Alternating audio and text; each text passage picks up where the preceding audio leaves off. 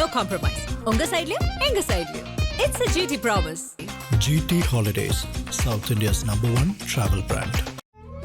தமிழர்களின் number one choice Tamil matrimony. இப்போது புதிய அறிமுகம் ஆச்சி ஹோட்டல் சாம்பார் 50 கிராம் ரூபாய் 20 மட்டுமே. ஏற்கனவே நீங்க 2000 ஒரு அறிவிப்பு கொடுத்துட்டீங்க முதல் வாக்குறுதியில. மூன்றாவது கட்ட வாக்குறுதியில இப்ப வந்து உதவித்தொகை கருணை தொகைன்ற வார்த்தையெல்லாம் பயன்படுத்தி மாத்திட்டீங்க. 10,000 கொடுக்குறீங்க. எதுக்கு இந்த தமிழ்நாட்டு மக்களின் நலன் சார் அள்ளி கொடுக்குறீங்கன்னா ஓட்டு போடுங்க. பல லட்சம் ஓட்டுக்கு அந்த ஒரு நிமிடம் இருங்க. ஒவ்வொரு குடும்பத்திற்கும் பல லட்சத்தை இழப்பீடு உண்டு பண்ணிட்டு 5000 ரூபாய் கொடுத்ததை மட்டும் பெருசா பேசுறீங்க. தமிழ்நாட்டுல வந்து சட்டம் ஒழுங்கு சரியா இருக்கா? வெல்லும் தமிழ் பெண்களாம். ஏங்க 6999 போக்சோ வழக்குல அந்த பெண்கள் இதாயிருக்காங்களே, அந்த பெண்கள்லாம் வெல்லும் தமிழ் பெண்களா? இல்ல சார். அந்த பெண் குழந்தைகளுடைய சொல்லுமா இல்லையா, அந்த அப்பா மோசமான அப்பாங்க. 32 அடி ஆழத்துல இருக்கிறவனுக்கு 32 அடி கயரை போட்டாதான் மேலே ஏறி வரும். 16 அடி கயரை போட்டீங்கன்னா மேலே ஏறி வரமாட்டான். அதுதான் இலவசங்கள், அதுதான் நலத்திட்டங்கள். விஜய் வேணா பல ஆயிரம் கோடியை வச்சுக்கிட்டு இருக்கலாம். தமிழ்நாட்டில் இருக்கிற ஒவ்வொருத்தனும் 1000 ரூபாய்க்கு ஏங்கி தவிச்சுக்கிட்டு இருக்கிறான். 1000 கோடியை பாக்கெட்ல வச்சுட்டு நீ பேசக்கூடாது. தமிழ்நாட்டில் இருக்கிற அத்தனை காட்சி ஊடகங்களையும் சபரீசனை வச்சு நீங்க விலக்கி வாங்கிட்டு ஒரு மோசமான ஆட்சியை மிகச்சிறந்த ஆட்சியா நிறுவுவதற்கு நீங்க பாடுபடுறது எனக்கு ரொம்ப கஷ்டமா இருக்கு, வேதனையாகவும் இருக்கு, வெறுப்பாகவும் இருக்கு. இந்த அறிவையும் ஆற்றலையும் தமிழ்நாட்டு மக்களுடைய நலன் சார்ந்து நீங்க பயன்படுத்தி இருந்தீங்கன்னா நீங்க ஏங்க ஓட்டு கேட்டு போகணும்? அவன் ஓட்டு போறதுக்கு உங்க வீட்டு முன்னால நிக்க மாட்டானாங்க. பட்டதாரிகளுக்கு உதவித்தொகை, படிச்சு பட்டம் வாங்கினவங்களுக்கு வேலை கொடுங்க, உதவித்தொகை கொடுக்கறோம்னு சொல்லியிருக்கோம். 4.5 லட்சம் பேருக்கு நாங்க கொடுக்க தான் போறோம். படித்தவர்களுக்கு உதவித்தொகை நான் கொடுத்துருக்கோம். படிச்சவங்கள அடுத்து என்ன பண்ணுறோம் சொல்லுங்க. அதுக்கு எதுக்கு உதவித்தொகை கொடுத்துருக்கோம்? சரிங்களா, அனைத்து குடும்பத்திற்கும் உதவித்தொகை. எதுவுமே இல்லாம பல லட்சத்தை புடிங்கி விட்டு நீங்க ஒரு 5000 கொடுத்தாரு, அதை பத்தி விமர்சனம் பண்ணிருக்கீங்களா? 40,000 கோடி ரூபாய்க்கு டாஸ்மாக்ல இழப்பீடு வந்திருக்கிறது என்று வாதம் வைக்கப்படுகிறது. விசாகன் ஐஏஎஸ் தப்பிச்சு ஓடியதை நீங்க பார்த்திருப்பீங்க. அங்கிருந்து இடி ரைடு வந்ததும் மறுநாளே கிளம்பி ஸ்டாலின் அங்க போய் காலை பிடிச்சதெல்லாம் எல்லாருக்கும் தெரியும். அப்ப அந்த பாட்டிலுக்கு மேல் 10 ரூபாய் டைரக்டாக நீங்க வந்து டாஸ்மாக்கு நேரடி அனுப்புறது வித்தவுட் என்ட்ரி, இந்த இதெல்லாம் வந்து தமிழ்நாட்டு மக்களுக்கு தெரியாது, எல்லாரும் முட்டாள்னு நினைச்சிட்டு இருக்கீங்களா? இல்ல சார், பிஜேபி பீகார்ல அங்க ஒரு ஐடியா, நிதிஷ்குமார் ரூட்ல 10,000 முன்னாடியே கொடுத்தாங்க. நீங்க 10,000 பின்னாடி கொடுக்கறதா சொல்லுங்கன்னு அவங்க ஏதாவது கேக்குறேன். ஏன் நீங்க பதறி துடிக்கிறீங்க? ஏன் பதறி துடிக்கிறீங்க? மக்களுக்கு தானே 5000க்கு மட்டும் மக்களுக்கு போறதை தடுக்கிறதுக்கு பாக்குறாங்கன்னு சொல்றீங்கல்ல. 10,000 மக்களுக்கு போறதை ஸ்டாலின் ஏன் தடுக்க முயற்சி பண்றாரு? ஓபிஎஸ் யாருங்க? அம்மாவால் 3 முறை அடையாளம் காட்டப்பட்டு முதலமைச்சராக இருந்தவர். இந்த அனைத்து இந்திய அண்ணா திராவிட முன்னேற்ற கழக தொண்டர்களால் கோவிலாக மதிக்கப்படுகின்ற அந்த தலைமை கழகத்தை அடியாட்களை வைத்து உடைத்து நொறுக்கி அங்கிருந்த டாக்குமெண்டையெல்லாம் களவாடிட்டு போன ஒரு 3 முறை முதலமைச்சராக இருந்த நீ போய் ஸ்டாலினை பார்க்கலாமா? அதன் தமிழர்களுக்கு வணக்கம். பல்வேறு துறைகளில் ஆக சிறந்த ஆளுமைகளை சந்தித்து நாம் நேர்காணல் எடுத்து வருகிறோம். அந்த வகையில் மீண்டும் நம்மோடு இணைந்திருக்கிறார் அண்ணா திராவிட முன்னேற்ற கழகத்தின் செய்தி தொடர்பாளர் திரு காசிநாத பாரதி அவர்கள். அவரிடம் கேட்பதற்கு நிறைய இருக்கின்ற வாரங்களோடுமே கேட்போம். வணக்கம் காசிநாத பாரதி சார். வணக்கம். வணக்கம் மதேஷ். எப்படி இருக்கீங்க? நல்லா இருக்கேன். சந்தோஷமா இருக்கீங்க போலயே. ஆல்வேஸ். அள்ளி தெளிக்கிறீங்களே சார். தேர்தல் வாக்குறுதின்னு 3 கட்ட வாக்குறுதி திரு எடப்பாடி பழனிசாமி சொன்னதெல்லாம் பார்த்தா பிரமிக்க வைக்குது. மக்களுக்கு அள்ளி கொடுக்கணுன்ற முடிவுக்கு வந்துட்டீங்க. ரைட்டு, எங்க இருக்குது, எங்க வச்சுருக்கிறீங்க? அரசோட கஜானா என்ன நிலைமை? இப்போ நீங்க புது ஆட்சிக்கு வரீங்கன்னு வச்சுக்கோங்க, வந்தா இதெல்லாம் எப்படி சாத்தியப்படுத்த முடியும்? எங்க காசை வச்சிட்டு இருக்கீங்க சொல்லுங்க. மனம் இருந்தால் மார்க்கம் உண்டு. சரி, கருணை இருப்பவர்களிடம் மட்டும்தான் கருணை தொகை வரும். கருணையற்ற திமுக ஆட்சி கிட்ட நீங்க எதிர்பார்க்க முடியாது. ஏமாற்றத்தை மட்டுமே எதிர்பார்க்க. பேரை மாத்திட்டீங்க. புரட்சி தலைவர் எம்ஜிஆர் அவர்கள் காலத்தில் இருந்து விளிம்பு நிலை மக்களுடைய வாழ்வாதாரத்தை உயர்த்தியது அனைத்து இந்திய அண்ணா திராவிட முன்னேற்ற கழகம். அது எத்தனையோ திட்டங்களை சொல்லலாம். அன்றைக்கு விவோக்களை கொண்டு வந்ததுலேருந்து இப்போ வந்த 7.5% இடஒதுக்கீடு வரை அத்தனை திட்டங்களையும் நாங்கள் வந்து செயல்படுத்தி தான் இருக்கிறோம். குறிப்பாக எப்படி நீங்கள் செயல்படுத்துவீங்கன்னு நீங்கள் கேட்குறீங்க. எங்கே இருக்குன்னு கேட்குறீங்க. நிதி எங்கே இருக்குன்னு கேட்குறீங்க. கொரோனா பேரிடரில் அன்னைக்கு வந்து மெடிக்கல் எமர்ஜென்சி, 1 ரூபாய் வரி வருமானம் கிடையாது. 22 லட்சம் பேருக்கு அம்மா உணவகங்கள் மூலமாக தினந்தோறும் உணவை அடித்தது அனைத்து இந்திய அண்ணா திராவிட முன்னேற்ற கழகம். வரி வருவாய் இல்லாமல் திமுக அரசு அன்றைக்கு இருந்திருந்தால் பல லட்சம் பேரை சாவடிச்சிருப்பாங்க. என்ன, அதனால நாங்கள் ஏற்கனவே அந்த மாடலை பண்ணியிருக்கிறோம். மக்களின் நலன் தான் முக்கியம்னு சொன்னா நம்மளால பல்வேறு விதங்களில் ஸ்ட்ரீம்லைன் பண்ண முடியும். எக்ஸிக்யூட் பண்ணும்போது உங்களுக்கு கடன் சுமை என்ன இருந்ததுன்றது உங்களுக்கு தெரியும். இன்னைக்கு கடன் சுமை 10 லட்சம் கோடி ஆயிடுச்சு. நான் குறிப்பாக உங்கள்ட்ட சொல்ல விரும்புறது, அன்னைக்கு நாங்க 150 மடங்கு வரி போடல. அன்னைக்கு நாங்க 3 முறை மக்கள் மேல தேவைப்பட்டால் சுமை ஏற்றப்படும் எடப்பாடி சொல்றாரு. வருவாயை உயர்த்திங்கிறது தான் வரிங்கிற மாதிரி அது மிஸ் ரெப்ரசன்ட் சொல்ற வார்த்தை அதுதான். வருவாயை உயர்த்திங்கிறது தான் அவங்க அப்படி சொல்றாங்க. நாங்க 150 மடங்கு இது பண்ணல, 3 மடங்கு மின்சார கட்டணத்தை 3 முறை உயர்த்தல. நாங்க வந்து குப்பைக்கு வரி போடல, குப்பைக்கு ஃபார்வர்ட் டேட் போட்டு 2015 இருந்து நாங்க கேட்கல. இது போன்ற வணிக கட்டிடங்களுக்கு 18% வரியை நாங்க போடல. பல லட்சம் கோடி 4.25 லட்சம் கோடி கடனை நாங்க வாங்கல. ஒண்ணு இதை செய்யணும் இல்ல அதை செய்யணும், ரெண்டையும் செஞ்சு இந்த தொகையை வேற எங்கேயோ மனமாட்டம் செய்கின்றீர்கள் எங்களுடைய குற்றச்சாட்டு. திரும்ப திரும்ப எங்களால பண்ண முடியுங்க, ஸ்ட்ரீம் லைன் பண்ண முடியும். என்னுடைய ஸ்ட்ரீம் லைனை நான் சொல்லவா? இது வந்து கட்சிக்கு அப்பாற்பட்ட அதை கருத்தை நான் சொல்றேன். மணல் குவாரிகளும் கல் குவாரிகளையும் இதுவரைக்கும் ஆட்டையை போட்டதை மட்டும் நம்ம கால்குலேட் பண்ணி கொண்டு வந்தாலே பல லட்சம் கோடி. அஞ்சுல் மிஸ்ரா என்ன சொல்லிட்டு போனார் பிஆர்பி கிரானைட் கேஸ்ல? இத்தனை 1000 கோடி தெரியுமா உங்களுக்கு? பல லட்சம் கோடி சொல்லிட்டு போனார் அவரு. இன்னைக்கு வந்து நான் ஒரு சென்ற வாரம் பத்திரிகையில் படித்தேன். மதுரை மாவட்டத்தை சுற்றி இருக்கிற பெருங்குளம்ங்கிற ஏரியாவில் 186 இராணுவ வீரர்கள் அந்த பகுதியில் இருக்கின்ற 30-40க்கும் மேற்பட்ட கல்குவாரிகளை எதிர்த்து மாவட்ட ஆட்சியரை பார்த்து மனு கொடுத்திருக்கிறார்கள். அவங்க பேட்டி கொடுத்ததை ஜூனியர் விடலில் பார்க்குறேன். நாங்கள் பல மாதங்களாக நாங்கள் இராணுவ வீரர்கள் தான், ஆனால் இந்த தேசத்தை காப்பாற்றணுங்கிற அடிப்படையில் எங்களுடைய யூனிஃபார்மோடு நாங்கள் போய் வந்து கலெக்டரை பார்த்தோம், அவர்கிட்ட மனுவை கொடுத்தோம்.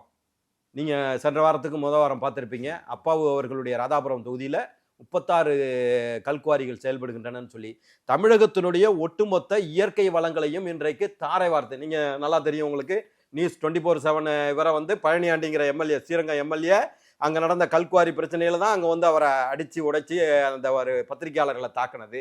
ஒட்டுமொத்த தமிழகத்தினுடைய இயற்கை வளங்களை இன்றைக்கு திராவிட முன்னேற்ற கழகம் சூறையாடி கொண்டிருக்கிறது. ராணுவ வீரர்கள் உடையிலே போறாங்க. ஆக்சுவலா அது வந்து அஃபென்ஸ். இல்ல நீங்க ஒரு நிமிடம் இல்ல ஒருவேளை அதிமுக ஆட்சிக்கு வந்தா இயற்கை வளங்கள் ஒரு நிமிடம் அடிப்பது, கிரானைட், கிரஷர் இதெல்லாம் இவ்வளவு இதெல்லாம் தடுத்து இல்ல இவ்வளவு உச்சபட்ச அசுர வெறியில எல்லாம் யாரும் பண்ணது கிடையாதுங்க. அகோர பசியில யாரும். இதையே சொல்றீங்க. ஒரு நிமிடம் இருங்க, நான் சொல்ல கருத்தை சொல்லிடுறேன். ஒரு நிமிடம் இருங்களேன். அவங்க என்ன சொல்றாங்க அந்த ராணுவ வீரர்கள்? நான் பேட்டியை பார்த்தேன்.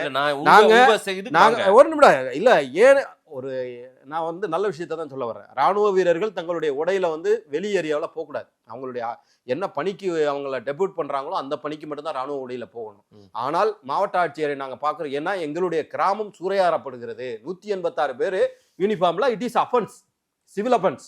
அவங்க மேல நிச்சயமா தண்டனை உண்டு. இருந்த போதிலும் கூட எங்களுடைய இயற்கை வளங்களை பாதுகாக்கிறதுக்கு அது ஒரு 4 பெருங்குளம், அப்புறம் அதை சுற்றி கிராமங்கள் சொல்றாங்க. நாங்களும் மனு கொடுத்து பார்த்துட்டோம், கலெக்டர் நேரடியாகவும் பார்த்தோம், எந்த பிரயோஜனமும் இல்லைன்னு பேட்டி கொடுக்குறாங்க. இன்றைக்கு தமிழகத்தினுடைய இயற்கை வளங்கள் அப்படி பல லட்சம் கோடி அஞ்சுல் மிஸ்ரா போட்ட கணக்குல இருந்து அன்னைக்கு இருந்த கலெக்டர்ல இருந்து இன்னைக்கு வந்து நீங்க இதுவரைக்கும் சூறையாடப்பட்ட இயற்கை வளங்களை மட்டும் கால்குலேட் பண்ணி நீங்க வந்து ரெக்கவரி பண்ணீங்கனாலே பல லட்சம் கோடி தமிழகத்திற்கு தமிழ்நாட்டு மக்களுடைய இயற்கை வளங்களின் மூலமாக கிடைக்க வேண்டியது இருக்கு. எங்களால பண்ண முடியுங்க. இது வந்து என்னுடைய தனிப்பட்ட கருத்தா சொல்றீங்க. இந்த கிரஷர்ஸ் மணல் அள்ளுறவங்க அவங்க கிட்ட இருந்து பணத்தை பறிக்க போறீங்களா? அத பறிமுதல் இழப்பீடுங்க, காம்பன்சேஷன்ங்க. இப்ப இன்னைக்கு கூட ஒரு ஜீவோ வந்திருக்கு தெரியுமா உங்களுக்கு? என்ன காம்பன்சேஷன் வாங்க? இன்னைக்கு கூட ஒரு நிமிடம் என்ன சொல்ல வரீங்க? காம்பன்சேஷன் வாங்க. நாங்க கொடுக்கறதே காம்பன்சேஷன் தொகைங்கறோம். கருணை தொகைங்கறதே வந்து இழப்பீடு தொகை. அந்த வார்த்தையை மாத்திட்டீங்க நீங்க. அதையே மறுபடியும் என்னன்னு மாத்திருக்காங்க எனக்கு தெரியல. அது வந்து உதவி தொகைன்றாங்க. உதவி தொகை. அதுல என்ன நான் சொல்ல வர்றேன்னா, திராவிட முன்னேற்ற கழகம் ஆட்சி வந்ததற்கு பிறகு சொத்து வரி, எல்லா வரிகளையும், மின்சார கட்டணத்தை 500 ரூபா கட்டிக்கிட்டு இருந்தவங்க 2000 ரூபா கட்டுறாங்க. இதன் மூலமாக ஒவ்வொரு குடும்பத்திற்கும், குறிப்பாக தாய்மார்கள், ஏன்னா இந்த மாதிரி விஷயங்களை பார்க்கறதெல்லாம் தாய்மார்கள், பல ஆயிரம் பல லட்சம் இழப்பீடுகள் வந்திருக்கிறது. கையாளாகாத திமுக அரசினுடைய செயல்பாடுகளால், நிர்வாக சீர்குலைவுகளால் ஒவ்வொரு குடும்பத்திற்கும் பல லட்சம் இழப்பீடு வந்திருக்கு. அதை எங்களால முழுசா கொடுக்க முடியாது. ஏதோ எங்களால முடிந்த தொகையை அந்த திமுகவை நீங்க கொண்டு வந்ததுக்காக பாவ மன்னிப்பாக கொடுக்க முடியும். இழப்பீடு எப்படி கொடுப்பதானங்க சொன்னேன். எல்லாருக்கும் என்ன இப்பதானங்க சொன்னேன். எல்லாருக்கும் கிடையாதுங்க, 8 கோடி பேருக்கும் கிடையாதுங்க. 2.36 லட்சம் குடும்பக்காரர்கள். இல்லன்னா அன்கால்குலேட்டடா பண்ண முடியாதுங்க. திருப்பூர்ல மட்டும் பல லட்சம் பேருக்கு. ஒரு நிமிடம் இருங்க. திருப்பூர்ல மட்டும் பல லட்சம் பேர் பீகார்ல இருந்து வந்தவன் இருக்கிறான். அப்புறம் அவனுங்க நான் இங்கதான் வசிக்கிறேன், அப்படி பண்ண முடியாதுங்க. அதாவது எந்த கால்குலேஷனா இருந்தாலும் குடும்பக்காரரின் அடிப்படையில தான் பண்ண முடியும். அதை தாண்டி டீகோட் பண்ணலாமா? எடப்பாடி அவர்களுடைய 3 கட்ட தேர்தல் வாக்குறுதிகள் ஒன்னொன்னா டீகோட் பண்றேன். சரிங்களா? சொல்லுங்க. ஒவ்வொன்றுக்கும் ஏற்கனவே 1000 ரூபாய் இந்த அரசாங்கம் மகளிர்களுக்கு குடும்ப தலைவிகளுக்கு கொடுத்துட்டு இருக்காங்க. ஆமாவா? அதான் அதுவும் எல்லாருக்கும் கொடுக்கல. அதான் 2000 உயர்த்தி நீங்க 2000 எல்லாருக்கும் கொடுக்குறேன்றீங்க. இல்ல அதுல வந்து தவறையும் நான் சொல்லிடுறேன். எல்லாரும் கொடுக்குறேன். மகளிர் உரிமை தொகைன்னு சொல்லியிருக்கிறாங்க. மகளிர் உரிமை தொகையில மகளிராக இருக்கிற அத்தனை பேருக்கும் உரிமை இருக்கிறது, எக்ஸப்ட் அரசு ஊழியர்கள். மகளிரா இருக்கிறவங்க அரசு ஊழியரா இருப்பாங்க, மாசம் 1 லட்சம் சம்பளம் வாங்குவாங்க, அவங்களுக்கு கொடுக்க முடியாது. ஆனால் நீங்க வந்து இல்ல நீங்க பெண்டிங் போட்டு இப்ப 30 லட்சம் பேருக்கு நீங்க கொடுத்தீங்களா? அப்ப அந்த 30 லட்சம் பேருக்கும் ஏற்கனவே 28 ஒரு நிமிடம் இருங்க. என்னையும் குழப்பாதீங்க, மக்களும் குழப்பாதீங்க. ஒரு நிமிடம் இருங்க. நீங்க குழப்ப வேண்டாம். நான் கேட்கிற கேள்வி எல்லாரும் கொடுக்குறேன். இல்ல நான் கேட்கிற கேள்விக்கு பதில் சொல்லுங்க. அதாவது நீங்க என்ன சொன்னீங்க? வந்ததும் முதல்லயே குடும்ப கார்டுக்கு எத்தனை லட்சம் பேர் குடும்ப கார்டுக்கு 1000 மகளிர் உரிமை தொகை கொடுக்கப்படும் சொன்னது ஸ்டாலின். 28 மாதங்கள் கொடுக்காமல் இருந்தது ஸ்டாலின். விட்டுருங்க சார். உங்களுக்கு உங்க பொசிஷன் பத்தி தான் சார் பேச முடியும். ஆளுங்கட்சி பத்தியா பேச முடியும்? ஆளுங்கட்சி எல்லாரும் கொடுக்குறீங்கல 2000 ரூபாய். ஆமா, குடும்ப கார்டு எல்லாரும் 8 கோடி பேருக்கு கொடுக்க முடியாது. எப்படி கொடுக்க முடியும்? குடும்ப கார்டுகள் அவங்க தகுதி வாய்ந்தவர்களுக்குட்டாங்க. தகுதி நீங்க என்ன சொன்னீங்க? மகளிர் உரிமை தொகை தான் சொன்னீங்க. மகளிர் உதவி தொகை சொல்லல. மகளிரா இருக்கிற அத்தனை பேருக்கும் உரிமை இருக்கா இல்லையா? எக்ஸப்ட் நீங்க எப்படி எல்லாருக்கும் சாத்தியம்? எக்ஸப்ட் அரசு எப்படி எல்லாருக்கும்னா 2.36 லட்சம் குடும்ப கார்டுகளுக்கு தான். நீங்க எப்படி அன்கால்குலேட்டடா கொடுக்க முடியாதுங்க? இது அனைத்து மகளிருக்கும் சொல்லிருக்கீங்க.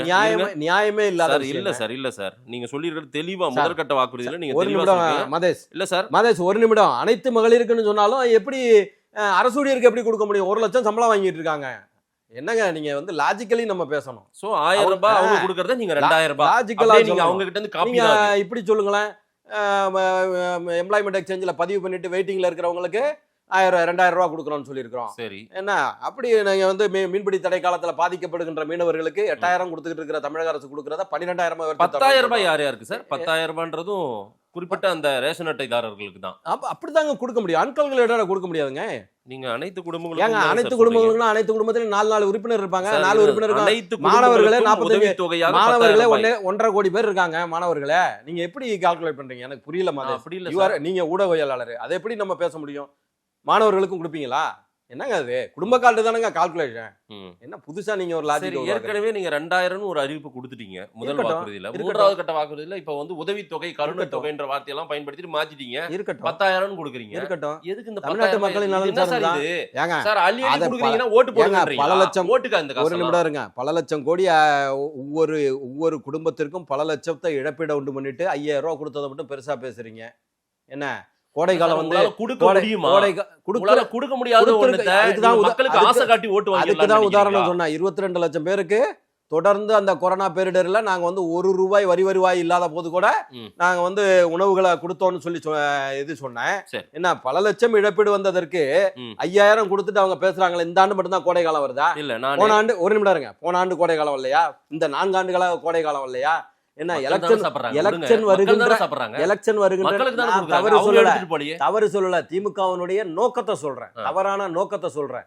நான் திரும்ப வலியுறுத்த விரும்புவது, நீங்க 8 கோடி மக்களும் நன்றாக இருந்தால், மகிழ்ச்சியாக இருந்தால், நீங்க ஏன் 8 பேரை கொண்டாந்து வச்சு புரோகிராம ப்ரொஜெக்டடா பண்ணணும்?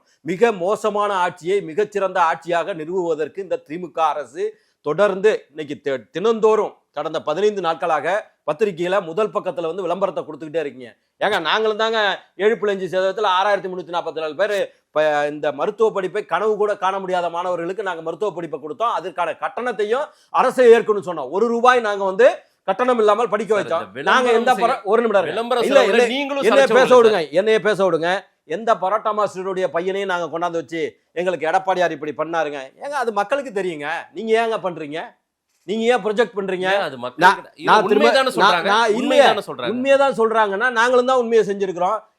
ஏன் நீங்க பொய்யா ப்ரொஜெக்ட் பண்றீங்கன்னு கேக்குறேன். இந்த மாதிரி நான் வைத்த வாதம் தான் பாராட்டி பேசுற காலமெல்லாம் இருக்கு சார். இந்த நாட்டுல நல்லது செஞ்சிருக்கோம் சொல்றாங்க. அதேதான் ஸ்டாலின் செய்யறாரு. இல்லங்கற 1000 ரூபாய் தொகையை தவிர வேற என்ன நீங்க செஞ்சிட்டீங்கிற அந்த 1000 ரூபாயும் SC/ST கமிஷன் உங்களுக்கு நோட்டீஸ் கொடுத்திருக்கு. தாழ்த்தப்பட்ட மக்களுக்கான ஃபண்டை எடுத்து டைவர்ட் பண்ணி விளக்கம் கொடுத்ததெல்லாம் முடியலங்க. அதுக்கு ஏங்க SC/ST கமிஷன்ல கேஸ் நடந்துட்டு இருக்குங்க. எனக்கு தெரியுங்க, நான் வழக்கறிஞர் தான், பொய்யாலாம் சொல்ல வேண்டாம். அப்ப நீங்க ஒரே ஒரு அந்த 1000 ரூபாய் தொகையை தவிர வேற என்ன இந்த அரசு சாதிச்சிருக்கிறது? தமிழ்நாட்டுல வந்து சட்டம் ஒழுங்கு சரியா இருக்கா? தாயின் முன்னிலையில வெல்லும் தமிழ் பெண்களாம். ஏங்க 1999 போக்சோ வழக்குல அந்த பெண்கள் இதாயிருக்காங்களா? அந்த பெண்கள்லாம் வெல்லும் தமிழ் பெண்களா? இல்ல சார். அந்த பெண் குழந்தைகளுடைய சொல்லுமா இல்லையா? அந்த அப்பா மோசமான அப்பாங்க, ஒரு பொறுப்புணர்ச்சி இல்லாத அப்பாங்க, எங்களை எல்லாம் கொண்டாந்து நடுத்தருவில் ஒரு குழந்தைங்க அபியூசிங் ஃபீமேல் சைல்டுங்கிறது அவங்களுடைய வாழ்காலம் ஃபுல்லா அது பாதிக்கக்கூடிய உண்மை விஷயம். உண்மை ஏங்க நீங்க சட்டம் ஒழுங்கை சந்திச்சிருக்க வச்சுட்டு தாயின் முன்னிலையில மகளை கற்பழிக்கிறான் திருவண்ணாமலையில. அக்கா கனிமொழி அவர்கள் கலந்துகிட்ட கூட்டத்திலேயே பெண் காவலரை வந்து அபியூஸ் பண்றான். இந்த தெய்வச் செயல், அரக்கோணம் தெய்வச் செயல் பாதுகாப்பு கொடுப்பாரு எடப்பாடி பழனிசாமி. கொடுத்திருக்கிறோம். அதிமுக சொல்ல வரல, கொடுத்திருக்கிறோம். 10,000 கொடுக்கறதும் 2,000 கொடுக்கறதும் 1200 2000 ஆக்குறதும் அதாவது கேஸ் சிலிண்டர் வருஷத்துக்கு 2 ஃப்ரீயா கொடுக்கறது எல்லாம் ஃப்ரீயா கொடுக்குறீங்க சார். நீங்க ஒரு மக்களுக்கு வேலை வாய்ப்பு ஏற்படுத்துங்க. மாதேஷ் வந்து பெண்களுக்கு பாதுகாப்பு சொல்லுங்க. எடப்பாடி ஒரு நிமிடம் இருங்க. அததான் மாதேஷ் வந்து விஜய் கிடையாது.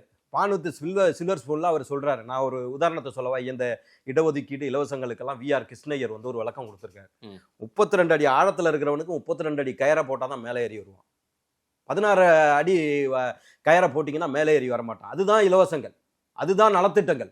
நீங்க வந்து நீங்க விஜய் வேணா பலாயிரம் கோடியை வச்சுக்கிட்டு இருக்கலாம். தமிழ்நாட்டில் இருக்கிற ஒவ்வொருத்தனும் 1000 ரூபாய்க்கு ஏங்கி தவிச்சுக்கிட்டு இருக்கிறான். 1000 கோடியை பாக்கெட்ல வச்சுட்டு நீ பேசக்கூடாது.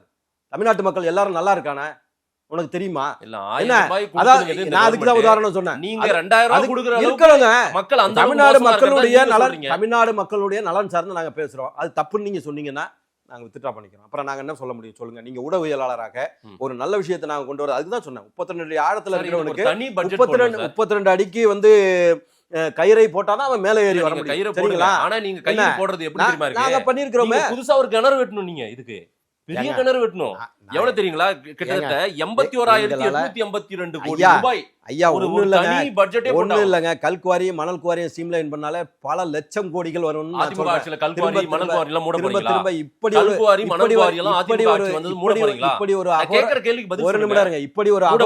இப்படி ஒரு அகோர பசியில நான் அதுக்கு தான் சொல்ல வந்தேன். நீங்க மாத்திட்டீங்க. இன்னைக்கு வந்த ஜீவோவை சொல்றேன். ஒரு நிமிடம் இருங்க, ஒரே நிமிடம் எனக்கு டைம் கொடுங்க. என்னைய பேச விட மாட்டேங்கிறீங்க. இல்ல, நான் இருக்கிற கருத்தை நான் சொல்றேங்க. நான் வந்து எதுவும் தவறாவோ மானிப்புலேட்டடாவோ ஒரு தரக்குறைவாவோ யாரையும் நான் பேசல. என்ன அதாவது நான் இன்னைக்கு வந்த ஒரு ஜீவோவை நான் சொல்றேன். தமிழ்நாடு கால்நடை மருத்துவர்கள் சங்கம், இன்னைக்கு மீனாட்சி சுந்தரம்னு எங்க ஊருக்காரர் தான் அதோடைய மாநில தலைவர். இன்னைக்கு வந்த ஜீவோ தமிழ்நாட்டில் இருக்கின்ற அத்தனை மாவட்டங்களிலும் இருக்கின்ற மேய்கால் புறம்போக்குகளை தனியார் நிறுவனம் ஒன்று இருக்கு, இன்றைக்கு ஒப்படைச்சு ஜீவோ வந்துருச்சு. உங்களுக்கு தெரியுமா? ஒரு எங்க பகுதியில செண்பகராயநல்லூர், வேதாரண்யம் என்னுடைய தொகுதி, அதுல செண்பகராயநல்லூருங்கிற ஒரு ஊர்ல உள்ள 25 ஏக்கர் அரசு புறம்போக்கு, மேய்கால் புறம்போக்குன்னா அதுல கால்நடைகள் மேய்கின்ற, இது எப்பயும் காலங்காலமா ஆங்கிலேயர் காலத்துல கூட அது ரிசர்வ்டா வச்சிருந்த இடத்துல இன்னைக்கு வந்து ஒரு ஒட்டுமொத்தமாக தமிழ்நாடு முழுவதும் உள்ள ஒவ்வொரு மாவட்டத்திலையும் உள்ள ஒவ்வொரு தாலுகாவிலையும் உள்ளதை இன்னைக்கு வந்து தனியார் நிறுவனத்துக்கு தாரை வார்த்து விட்டார்கள். வித்தவுட் டெண்டர் கூட வெளியிடல, நியூஸும் வெளியிடல. இன்னைக்கு நான் வந்து எங்களுடைய அமைச்சர் OS மணியன் அவர்கள்ட்ட இந்த தகவலை நான் கொண்டு போய் நீங்க அறிக்கை விட சொல்லி இருக்கிறேன். அப்ப எங்கெல்லாம் ஆட்டையப்பட முடியுமோ உங்களுக்கு நல்லா தெரிஞ்சு போச்சு. வரப்போறல அந்த பயத்துல தானே 5000 கொடுத்தீங்க. போன ஆண்டு கோடை வரலையா? சரி, கோடை அடுத்த இன்னும் 3 மாசம் நாங்க செய்வோங்க. எதுக்கு 1000 2000 செய்வோங்க? 1200 ஒரு தொகையை 2000 எதுக்கு மாத்துறீங்க? நாங்க செய்வோங்க. மக்களுக்கு அள்ளி கொடுத்தாதான் ஓட்டு போடுவாங்க. நாங்க செய்வோங்க. கொடுத்துட்டா ஓட்டு போடுவாங்கன்னு நினைக்கிறீங்க? காசு நீங்க தான் தப்பா மாத்துறீங்க. நாங்க வந்து தாலிக்கு தங்கம் கொடுத்துக்கிட்டு இருந்தோம், OAP கொடுத்துக்கிட்டு இருந்தோம் வயதுல முதிர்ந்தவர்களுக்கு, என்ன மடிக்கணினிகள் கொடுத்துருந்தோம். ஒரு 10 லட்சம் பேருக்கு வேலை கொடுப்போம். 10 லட்சம் பேருக்கு மடிக்கணினிகள், தொழில் நிறுவனங்களை தொடங்குவோம்னு சொல்லுங்க சார். சொல்லிட்டு வந்தது யாருங்க? 4.5 லட்சம் வேகன்சி. நீங்க இதெல்லாம் சாத்தியமா? ஒரு நிமிடம் இருங்கங்க, வந்ததுக்கு அப்புறம் எப்படி செய்வோங்க? அத தான் சொல்லிட்டேங்க. 4.5 லட்சம் வேகன்சி இருக்குன்னு நாங்க வந்ததும் வந்து அத்தனை காலி பணியிடங்களும் நிரப்பப்படும் யார் சொன்னது? ஸ்டாலின் தானே சொன்னாரு. கேட்டீங்களா? ஊடகவியலாளர்கள் கேட்டீங்களா? ஏங்க தமிழ்நாட்டில் இருக்கிற அத்தனை காட்சி ஊடகங்களையும் சபரீசனை வச்சு நீங்க விலக்கி வாங்கிட்டு ஒரு மோசமான ஆட்சியை மிகச்சிறந்த ஆட்சியா நிறுவுவதற்கு நீங்க பாடுபடுறது எனக்கு ரொம்ப கஷ்டமா இருக்கு, வேதனையாகவும் இருக்கு, வெறுப்பாகவும் இருக்கு. இந்த அறிவையும் ஆற்றலையும் தமிழ்நாட்டு மக்களுடைய நலன் சார்ந்து நீங்க பயன்படுத்தி இருந்தீங்கன்னா நீங்க ஏங்க ஓட்டு கேட்டு போகணும்? அவன் ஓட்டு போடுறதுக்கு உங்க வீட்டு முன்னால நிக்க மாட்டானாங்க. அத்தனை திமுக எம்எல்ஏ வீட்டு முன்னால நிக்க மாட்டானாங்க. அவங்களுக்கு தான் ஓட்டு போட மாட்டாங்க. உங்களுக்கே தெரியுது. ஒரு இதை சொல்றேனே, பயத்தின் அடிப்படையில தான் 5000 கொடுத்தீங்க. நீங்க எந்த அடிப்படையில வரலையா? நீங்க எந்த அடிப்படையில 10,000 அனௌன்ஸ் பண்றீங்க? 10 லட்சம் பேருக்கு 50 கொடுக்கல. நீங்க எந்த அடிப்படையில 10,000 அனௌன்ஸ் பண்றீங்க? 53 லட்சம் பேருக்கு நாங்க தாலிக்கு தங்கம் கொடுத்திருக்கோம். இல்ல சார், நான் கேட்டேன். மடிக்கணினிகள் பல லட்சம் மாணவர்களுக்கு நாங்க வந்து நாங்க புதுசாவலாம் உங்களை மாதிரி பொய்யாவலாம் நாங்க பண்ணலங்க. பல லட்சம் பேருக்கு நாங்க மடிக்கணினி கொடுத்திருக்கிறோம். என்ன கொரோனா பேரிடரில் நாங்க இதை கொடுத்திருக்கிறோம், உணவுகள், அம்மா உணவகங்கள் மூலமா கொடுத்திருக்கிறோம். அம்மா வாட்டர் பாட்டில இருந்து, அம்மா சிமெண்ட்ல இருந்து, விலையில்லா ஆடு மாடுகள்ல இருந்து தமிழ்நாட்டில் இருக்கிற விளிம்பு நிலை மக்கள் அந்த விஜய் மாதிரி 1000 கோடி இல்ல 1000 ரூபாய்க்கு ஏங்கி தவிக்கின்ற சமுதாய மக்களுக்கு ம். நாங்க வந்து ஏற்கனவே நலத்திட்டங்களை செஞ்சிருக்கோம். இதை பைனான்ஸா மாத்துனது யாரு? இந்த ஏங்க எங்களை மட்டும் குறை சொல்றீங்க, நான் இதை யாரு பணமா கொடுக்கலாம்னு கொண்டு வந்தது யாரு? சரி யாரு நீங்களும் தமிழ்நாட்டுல அதே ஃபார்முலா யாரு- எடுக்கிறீங்களே. யாரு நீங்களும் அதை அதே இது formula. பண்ணது? ஏங்க கட்டி ஏவுகணை வருதுன்னா பேட்ரியாட் ஏவுகணை தாங்க ஏவி ஆகணும். நான் போய் நீங்க பொட்டி அடிச்சுக்கிட்டு இருக்க இந்த முடியாது. நல்லா மூணு நல்லா கட்ட புரிஞ்சுடுங்க. வாக்குறுதி. அவங்க என்ன ஆயுதத்தை எடுக்கிறார் மாவா சொன்ன வார்த்தை அதுதான் என்ன அவங்க சொல்ல முடியும்? அவங்க நான் என்ன அவங்க ஆயுதத்தை என்ன கொடுத்திருந்தாங்களோ அது அதை நான் நீங்க என்ன- காப்பி நான் அடிச்சு அப்படியே என்ன சொல்லுங்க. ஆயுதத்தை ஏந்த வேண்டும் என்பதை எதிரிதான் தீர்மானிக்கிறான்னு மாவா சொன்னாருன்னா சும்மா கிடையாதுங்க. ஆ. ரைட்டுங்களா? மக்களின் நலன் சார்ந்துதான் நாங்க இல்ல, நான் சொல்றோம். ஒண்ணு நாங்க தான் வந்து கேட்டேன். எதுவும் ஆ. இதுல வந்து இல்ல, இது நல்ல இது பண்ணலன்னு சார்ந்தா நான் வைங்களேன். இப்படி பண்ணலாம் இருங்க. நான் ஒண்ணு கேக்குறேன். பட்டதாரிகளுக்கு உதவித்தொகை, ம். படிச்சு பட்டம் வாங்கினவங்களுக்கு வேலை கொடுங்க, ம். உதவித்தொகை கொடுக்குறோம்னு தான் சொல்லியிருக்கோம். 4.5 லட்சம் பேருக்கு நாங்க கொடுக்க தான் போறோம். படித்தவர்களுக்கு உதவித்தொகை, நாங்க Plus two கொடுத்துருக்கோம். படிச்சவங்கள அடுத்து என்ன கொடுத்திருக்கிறோம். பண்ணணும்னு சொல்லுங்க. அதுக்கு எதுக்கு உதவித்தொகை கொடுத்திருக்கோம். கொடுக்குறீங்க? சரிங்களா? ஆ. அனைத்து குடும்பத்திற்கும் உதவித்தொகை. எதுவுமே இல்லாம பல லட்சத்தை புடுங்கி விட்டு நீங்க ஒரு 5000 கொடுத்தாரு, அதை பத்தி விமர்சனம் பண்ணிருக்கீங்களா? ஸ்டாலின் நீங்க தோல்வி என்ன பண்ணுங்க? நான் அதை அவங்க கிட்ட கேள்வி தோல்வி கேட்கறேன். பயத்தின் உச்சத்துல திமுக கிட்ட கேட்கறேன். வடிவேலு சொல்ற மாதிரி பேஸ்மெண்ட் தான் பேஸ்மெண்ட் வீக்கு அப்படிங்கிற மாதிரி எதுக்காக நீங்க 5000 கொடுத்தீங்க? தோல்வி பயத்தினுடைய உச்சம் என்ன? அதை யாரும் விவாதிக்க தயாரா இல்லையே. ம். தமிழ்நாட்டு காட்சி ஊடகங்கள் அத்தனையும் எதிர்க்கட்சியை பத்தி விசாரிச்சு விவாதம் நடத்தி கொண்டிருக்கிறார்கள். சரி. ஆளுங்கட்சியில இருக்கிற தவறுகளை விவாதம் நடத்திட்டு இருக்காங்களா? நீங்க பாத்தீங்களா? நான் பார்க்கல. என்ன ஆண்டுக்கு 3 சிலிண்டர் இலவசமா நீங்க அனௌன்ஸ் பண்ணியிருக்கிறது. வரட்டும். சரி, அனௌன்ஸ் பண்ணுங்க, நல்ல விஷயம். ம். 3 சிலிண்டர் நமக்கு அது பாதி தொகையா மாறுவதற்கான வாய்ப்பை நம்ம ஏற்படுத்துவோம். அதுக்கான வேலையை நம்ம வேலை திட்டங்களை உருவாக்கும் அப்படின்னு ஏதாவது அறிவிப்பு அவங்க கொடுங்க சார். கட்சியே என்ன என்ன நடத்தும்? சார் இது? அவங்க இலவசமா கட்சியை எல்லாத்தையும் இலவசமே அவங்க வா. கட்சியே எல்லாமே இலவசமா தான் நான் உங்களுக்கு. வி.ஆர். கிருஷ்ணய்யருடைய கூட சொன்னேன். அது தேவையில்ல சார். அவங்க கட்சியை எப்படி நடத்தணும் நடத்தி இருக்கிறோம். நாங்க வந்து கிட்டத்தட்ட 80 ஆண்டுகள் கனவு திட்டமா இருந்த அத்திக்கடவு அவிநாசி திட்டத்தை 4000 கோடியை செலவு பண்ணி ம். நாங்க நடத்தினோம். யாரு திறப்புழா நடத்துனீங்க? நீங்க ஸ்டிக்கர் ஒட்டிக்கிட்டீங்க. சரி. சரபங்கா நீரேற்று திட்டம், ம். நீங்க எங்களுடைய தஞ்சை மண்டலத்தை பாதுகாக்கப்பட்ட வேளாண் மண்டலமாக அறிவித்தது. ம். அந்த பாதுகாக்கப்பட்ட வேளாண் மண்டலத்தை வந்து காவு கொடுக்க நின்னது யாரு? ஸ்டாலின் துணை முதல்வராக இருந்தபோது ஹைட்ரோ கார்பன் எடுப்பதற்கும் மீத்தேன் எடுப்பதற்கும் எங்களுடைய தஞ்சை மண்டலத்தை தாரை வார்த்தது. அதுக்கு முன்னாடி என்ன? தவறுன்னு அவர் சொன்னாரு. இல்ல, அவரே சொன்னாரு. ஏங்க நீங்க சொல்லிட்டீங்கன்னா தவறு ரெக்கவரி ஆயிடுமாங்க? ம், ம். அங்க ONGC இது அமைச்சுட்டானே. இன்னைக்கு 13 வருஷம் கன்விக்ஷன் கிடைச்சது. இப்போ PR பாண்டியனுக்கு அதை போய் தடுத்தாருன்னு சொல்லி எதனால? ம். உங்களுடைய தவறுகளால தானே. எங்க தஞ்சை மண்டலத்துல உங்க ஊர் தானேங்க. தஞ்சை மண்டலம் சோழ நாடு சோறு உடைத்துன்னு சொல்றத வந்து காவு கொடுக்க நீங்க வந்து கையெழுத்த போட்டுட்டு எனக்கு தெரியாதுங்கன்னு சொன்னா நீங்க வந்து அதுக்கு லாயக்கு இல்ல. ம். ஏற்கனவே பொம்மை முதல்வர்னு சொல்றது உண்மைதாங்கிற மாதிரி ஆயிடுது இல்லைங்க. ம். ஏங்க நீட்டு ரகசியம் நேட்டா இருக்குன்னு சொல்லி வாக்குறுதி கொடுத்தீங்களா? 505 வாக்குறுதி கொடுத்தீங்களா?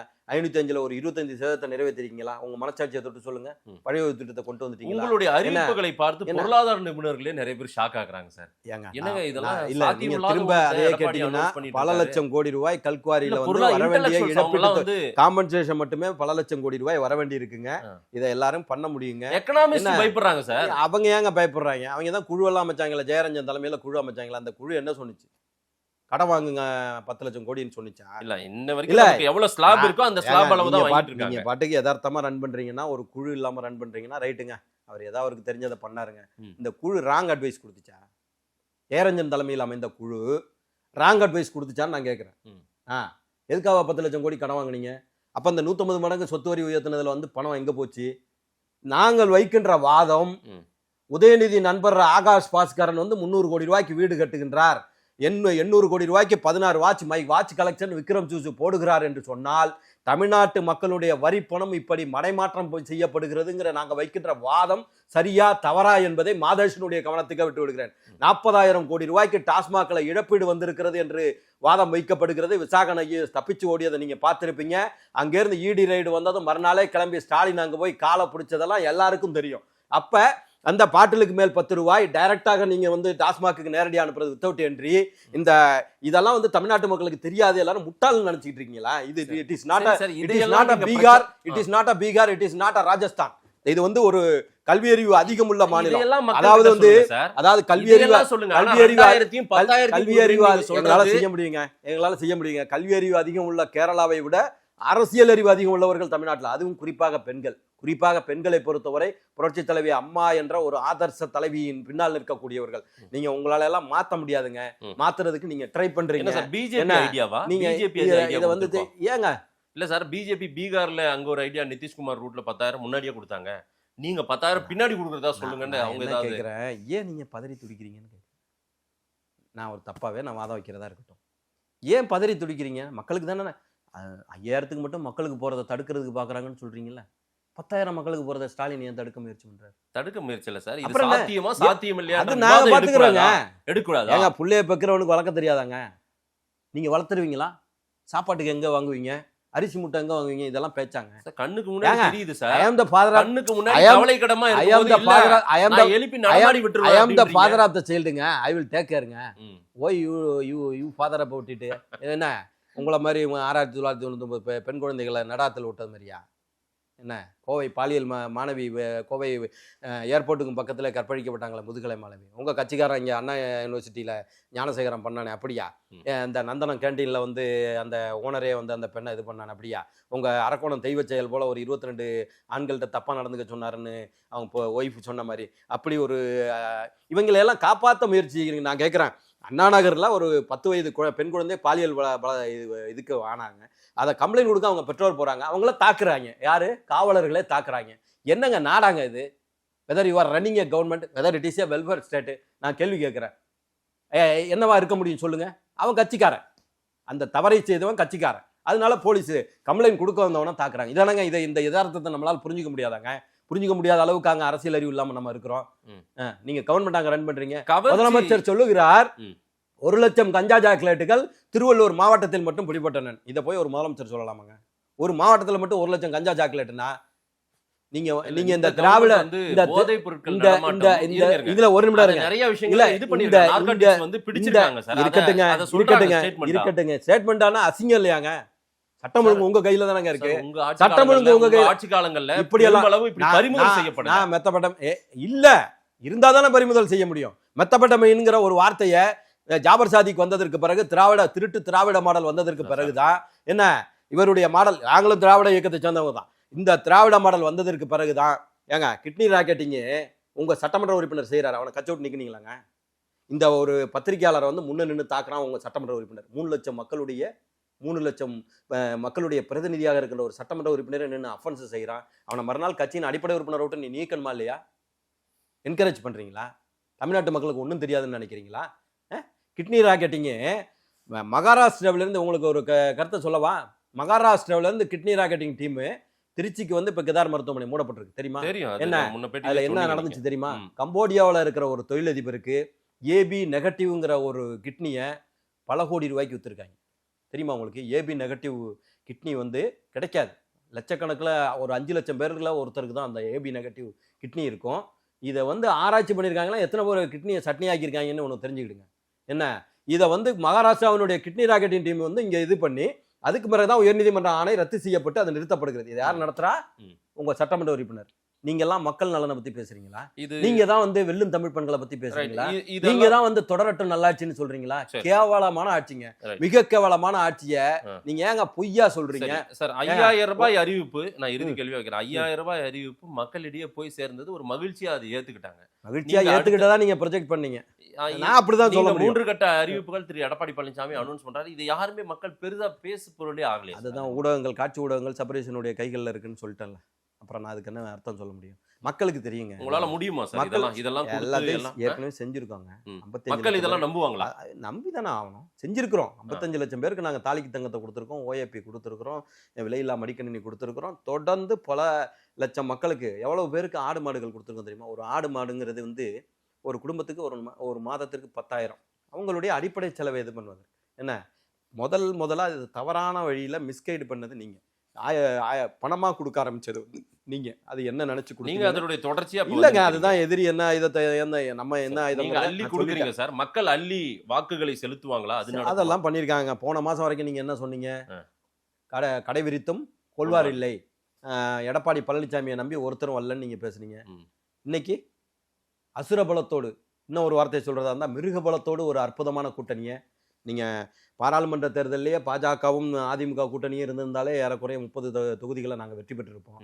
என்ன அது ஒரு சில நபர்களுடைய அந்த நபருடைய பெயரை சொல்ல விரும்பலை. ஒரு சில நபர்களுடைய தவறால் அந்த வெற்றி தள்ளி போனது. இன்னைக்கு மிக அசுரபலத்தோடு பாஜக என்ற பாஜகவோடு கூட்டணி அமைத்திருக்கிறோம். பாஜகன்னா முன்ன மாதிரி உள்ள பாஜக இல்லை. ஓரமாக போகிறவங்களை கூப்பிட்டு இந்த வந்து நில்லுங்க சார் கூட்டம் காட்டணும்னு சொல்லுவாங்க. அந்த மாதிரிலாம் கிடையாது. இன்னைக்கு ஒரு கிராமத்திற்கு 25 பேருக்கு மேலே இளைஞர்கள் அந்த இயக்கத்தில் இருக்கிறார்கள். அதே போல் வட தமிழகத்தை கட்டி ஆளுகின்ற அன்புமணி ராமதாஸ் அவர்களுடைய பாட்டாளி மக்கள் கட்சி இன்றைக்கு வந்து கூட்டணிக்கு வந்திருக்காங்க. ரெட்டை தமிழ் மாநில இலையில காங்கிரஸ், நின்னு ஜெயிச்ச தமிழ் மாநில காங்கிரஸ், ரெட்டை இலையில நின்னு தமிழ் மாநில ஜெயிச்ச காங்கிரஸ் ஐயப்பன் இருக்கட்டும். ஐயப்பன் ஓபிஎஸ் ஆதரவாளர். ஏங்க, அவர் அவங்கெல்லாம் சொல்றாரு சட்டமன்றத்துல மறுபடியும் ஸ்டாலின் தான் ஓபிஎஸ் வருவாரு. எல்லாம் வந்து கலங்கங்க இந்த கட்சிக்கு. நாங்க அன்னைக்கே நீக்கணுமே. நான் ரெட்டை இல்ல, இலையில ஓட்டு வாங்கினவர் எடப்- சொல்றாரு மறுபடியும் ஸ்டாலின் தான் ஏங்க. வருன்றாரு சட்டசபையில. ஏங்க அவர் யார் பின்னாலங்க நிக்கிறாரு? ஓபிஎஸ் கூட இருக்காரு. ஓபிஎஸ் யாருங்க?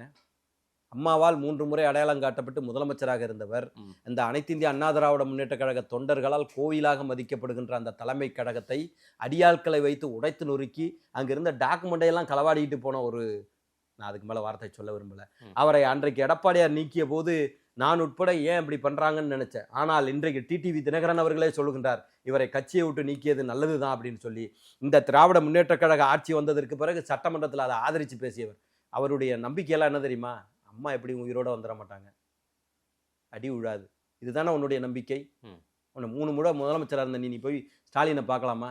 ஐயா, எங்க ஊர்ல இருக்கிற அதிமுக தொண்டன் திமுக காரன் வீட்டை திரும்பி கூட பார்க்க மாட்டான். அவன் தான் அதிமுகவினுடைய தொண்டன். நீ இப்போ வந்து இந்த கட்சியினுடைய தலைவராக இருந்த நீ, ஒருங்கிணைப்பாளராக இருந்த நீ, இந்த கட்சியை அடமானம் வைப்பதற்கு அடுத்த ஓரிரு மாதங்கள்ல இந்த திராவிட முன்னேற்ற கழக ஆட்சி வந்ததற்கு பிறகு அடுத்த ஓரிரு மாதங்கள்லேயே ஓபி ரவீந்திரநாத் போய் ஸ்டாலின் அவர்களை பார்த்துவிட்டு தலைமைச் செயலகத்திலேருந்து வெளில வந்து என்ன தெரியுமா பேட்டி கொடுத்தாரு? ஸ்டாலின் நல்லாட்சியை நடத்துகிறாரு. அன்னைக்கு அவன் அப்பா என்னவா இருக்காரு? ஒருங்கிணைப்பாளராக அதிமுகவில். Why you are running A political party, you have to merge with the DMK.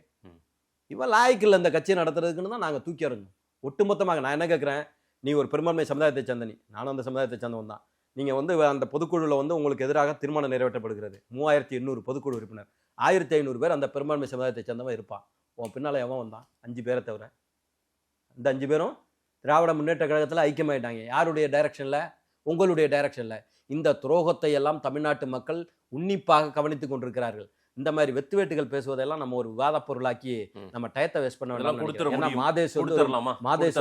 Madhesh வந்து ஒரு மிகச்சிறந்த ஊடகவியலாளர். இந்த மாதிரி ஐயப்பன் போன்ற அல்பங்களை பத்தி எல்லாம் நம்ம பேசலாம். தமிழ்நாட்டினுடைய முக்கியமாக ஏற்கனவே செய்திருக்கிறோம் பல்வேறு சாதனைகள். 69% இடஒதுக்கீட்டிலிருந்து பல்வேறு சாதனைகளை இன்றைக்கு தமிழ்நாட்டு மக்களினுடைய நலன் சார்ந்து என்றைக்கும்.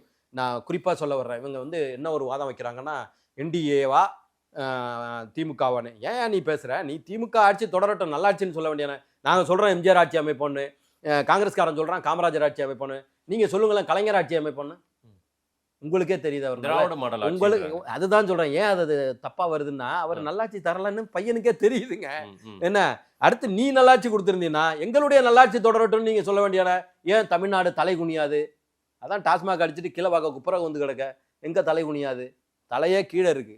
என்ன எல்லா மக்களுக்கு தெரியுங்க. நான் குறிப்பாக வைக்கின்ற வாதம், எந்த இடத்துலையும் தமிழர்களுடைய உரிமையை அனைத்திந்திய அண்ணா திராவிட இவங்களை போல 1.5 லட்சம் பேர் கொண்டு குவிச்ச போது ஒரு அடிமை என்ன எங்களுக்கு இன்னொரு அடிமைக்கு செய்ய முடியும்னாலாம் நாங்கள் கேட்டது கிடையாது. தமிழ்நாட்டினுடைய மக்களின் நலன் சார்ந்து குறிப்பாக ஒரு இதை சொல்லணும்னா, 2007 வந்த அந்த காவிரி நடுவர் மன்றத்தினுடைய இறுதி தீர்ப்பு அன்னைக்கு வந்து மத்திய அரசில் அங்கம் வகித்தது 9 கேபினெட் அமைச்சர்களை வச்சிருந்த திமுக.